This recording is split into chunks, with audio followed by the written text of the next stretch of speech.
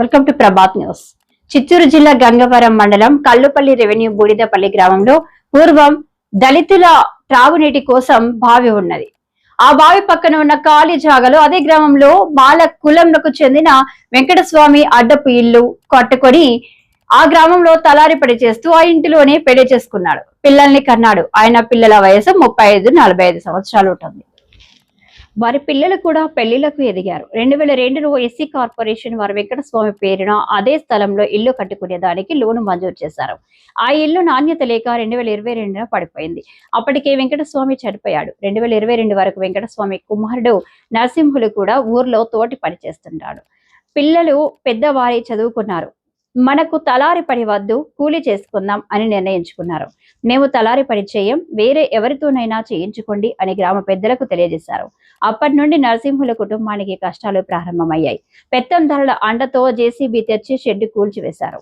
ఉన్న గూడు ఆధారం పోతే మాకు చావే దిక్కు. మాకు వేరే అదురువు చూపకుండా మీరు మా గ్రామంలో పెత్తందారులు చెప్పినట్లుగా మొండిగా మాపై దాడి చేస్తున్నారని మనస్తాపం చెందిన నరసింహుల భార్య మనెమ్మ పురుగుల మందు తాగింది.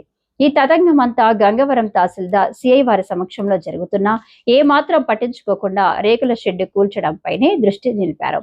ఒక కడుపేద మహిళ, దళిత మహిళ నిండు ప్రాణం పోతుందని తెలిసినా ఏమాత్రం మానవత్వాన్ని చూపలేదు.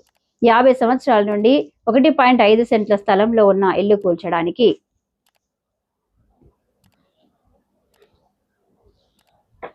పోలీస్ అధికారులు, రెవెన్యూ యంత్రాంగం అధిక మూకుమ్మడిగా దండెత్తడం ఆటవిక న్యాయం కాదా? దీనికి ప్రత్యక్ష పరోక్ష బాధ్యులు ఎవరు? ఆలోచించమని వారు డిమాండ్ చేస్తున్నారు. ఇలాంటివి బయటకు రాని ఘటనలు ఎన్నో కనుమరుగవుతున్నాయి. కూల్చివేసిన స్థలంలో ఇల్లు కట్టించాలని, వారి కుటుంబాన్ని అన్ని విధాలా ఆదుకుని రక్షణ కల్పించాలని కుల వివక్ష వ్యతిరేక పోరాట సమితి జిల్లా కార్యదర్శి అన్నూరి ఈశ్వర్తో పాటు పలు ప్రజా సంఘాలు డిమాండ్ చేస్తున్నాయి. మనెమ్మకు మెరుగైన వైద్యం అందించాలని కోరుతున్నాడు. సార్, నా పేరు బి వైష్ణవి సార్. ఇప్పుడు బాధితురాలు మనెమ్మ గారి కోడాలి సార్. నేను సార్, మా వాళ్ళు నాకు తెలిసి నేను పుట్టినప్పటి నుంచి అక్కడే ఉంటున్నారు సార్. ఏ రోజు ఎవరికి అన్యాయం చేయాలని వాళ్ళు అనుకోలేదు సార్. కానీ మేము మొన్న హాలిడేస్ అని చెప్పి ఇంటికి వచ్చాము సార్. ఇంటికి వస్తే నిన్న పోలీసులు వచ్చారు సార్. నేను చదువుకుంటాను సార్. పోలీసులు వచ్చారు. ఎందుకు వచ్చారు నాకు తెలియదు సార్. ఇది గత 3 సంవత్సరాల నుంచి ఉంది సార్. వైఎస్ఆర్ ప్రభుత్వం ఉన్నప్పటి నుంచి ఉంది సార్. ఒక్కరు కూడా పట్టించుకోలేదు సార్. దీని గురించి మేము ఎంత నరకం అనుభవిస్తున్నామంటే అది మాకు తెలుసు సార్. మా బావ 10th క్లాస్లో 2nd ర్యాంక్ సార్ స్కూల్కి. ఆయన కాలేజీకి వెళ్ళట్లేదు సార్. కాలేజీకి వెళ్ళకుండా చేసి పెట్టేశారు సార్. 2nd rank sir. ఎంత బాగా చదువుతాడో సార్. కాలేజీకి వెళ్ళట్లేదు సార్. ఇప్పుడు వెళ్ళాలంటే కూడా భయం వేస్తుంది సార్. ఎక్కడన్నా పంపించాలంటే ఎక్కడికన్నా బయటికి వెళ్తే నవ్వుతారు సార్ చూసి మమ్మల్ని. దళితులు అంటే మరీ అన్యాయమా సార్? నేను మాట్లాడితే నేను అడగాలనుకున్న మొదటి ప్రశ్న సార్, మనుషుల ప్రాణాలకి విలువ లేదా సార్? ఇక్కడ దళితులు అంటే మరీ అన్యాయం. మీ కాళ్ళ కింద చెప్పుల్లాగా చూస్తారా సార్ మమ్మల్ని? ఏం సార్ అసలు ఏం చూస్తున్నారు సార్?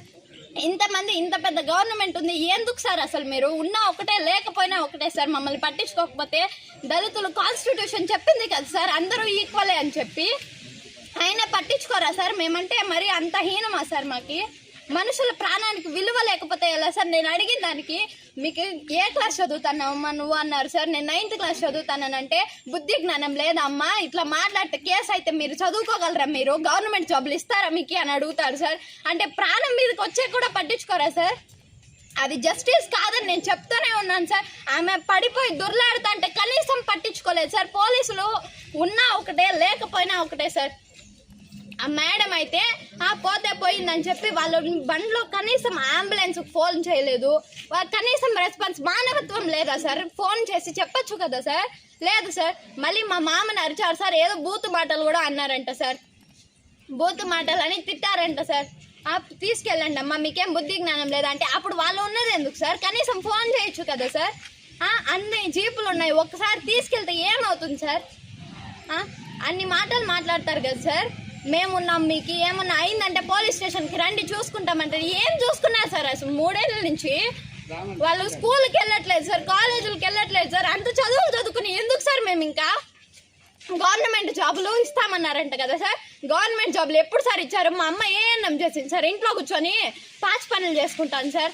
మా అత్త వాళ్ళు బిఏలు చేశారు సార్. వాళ్ళు ఏం పనులు చేస్తున్నారు సార్? ఏం లేదు సార్. మా అమ్మ ప్రతిసారి ఎగ్జామ్ రాయడం, ఆడ పోవడం, ఎగ్జామ్ రాయడం. ఈసారి మళ్ళీ ట్రై చేస్తాను సార్ ఏఎన్ఎం నర్సింగ్కి. ఏం సార్ ఉంది అసలు, ఏం చూసుకుంటున్నారు నాకైతే అర్థం కావట్లేదు సార్. మనిషి ప్రాణానికి విలువ లేక, ఆ ల్యాండ్కున్న విలువ మా మనుషుల ప్రాణాలకు లేవా సార్? దళితులు అంటే మరీ అన్యాయం. నేను చదువుకుంటాను సార్, నేను చెప్తాను సార్, ఆ జాబ్ నాకు రాకపోయినా పర్వాలేదు సార్, ఆ న్యాయం జరగాలి సార్. న్యాయము లేట్గా జరిగినా పర్వాలేదు సార్, న్యాయం మాత్రం అన్యాయం ఓడిపోవాలి సార్. నేను చెప్తాను, అన్యాయం జరగనంటే జరగకూడదు. ఆ ల్యాండ్ మాకు రావాలా, మాకు ఇల్లు కట్టించాలా.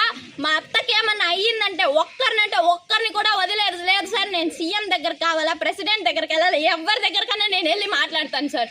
నాకేమి భయం లేదు సార్. పోయింది సార్ భయం, నిన్న వాళ్ళు మాట్లాడిన మాటలకి రెస్పెక్ట్ పోయింది, అంతా పోయింది సార్. ఏదన్నా జరిగితే వాళ్ళకి వెళ్ళి చెప్పాలా అని నాకు ఉన్నింది సార్.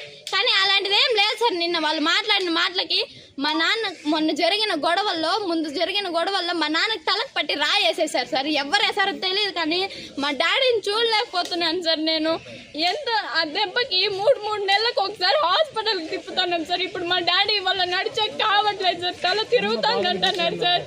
ఎన్ని బాధలు పెడతారు సార్ అయినా మమ్మల్ని. మేము ఎస్సీ ఎస్టీలకి ఏం పని పడలేదనుకుంటున్నారా సార్? మాకి ఆత్మాభిమానం అనేది ఒకటి ఉంటుంది కదా సార్.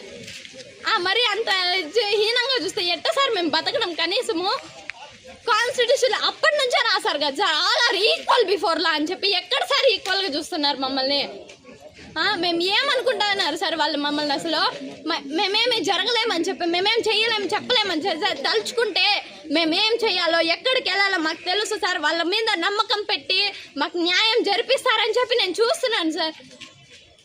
ఏదన్నా జరగని, మాకు న్యాయం కావాలా, ఆ ల్యాండ్లో మాకు బాత్రూమ్ కట్టించాలి, కనీసం స్నానం చేసేదానికి లేదు సార్. ఎలా సార్ బతకడమాడా? ఏదైనా మాట్లాడితే మేము రెడ్డిస్, ఎందుకు సార్ బీసీ ఓసీలు అని చెప్పి దేవుడు ఏమన్నా సృష్టించాడా సార్? అవి దేవుడు మనుషులను సృష్టిస్తే అందరినీ కలబోసుకుంది. మేము ఎస్సీలు ఎస్టీలు బీసీలు ఓసీలు రెడ్లు అది ఇది అని చెప్పి ఎక్కడ సార్ ఉంది సార్? మనుషులు ధైర్యంగా మాట్లాడాలి సార్. ఏదన్నా జరగని అండ్ మాకు న్యాయం కావాలా, వాళ్ళు ఏం చేస్తారో చెయ్యాలా.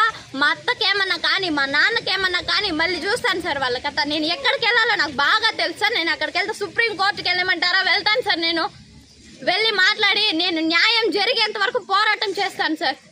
ఏదన్నా జరగని